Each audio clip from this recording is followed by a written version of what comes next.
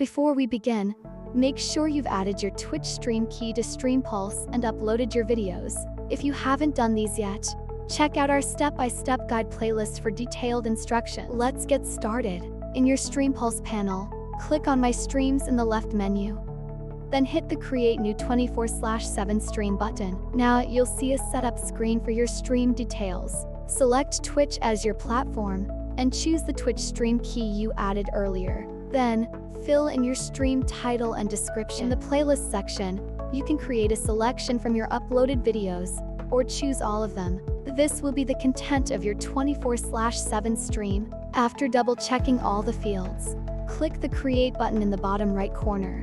Great! Your stream is set up. Head back to the My Streams tab, and you'll see your new stream in the list. Click the Start Stream button on the right. A pop-up will appear where you can choose the start date and time for your stream. Once you've set this, click Start Stream, and that's it. Now all you have to do is wait for your scheduled start time.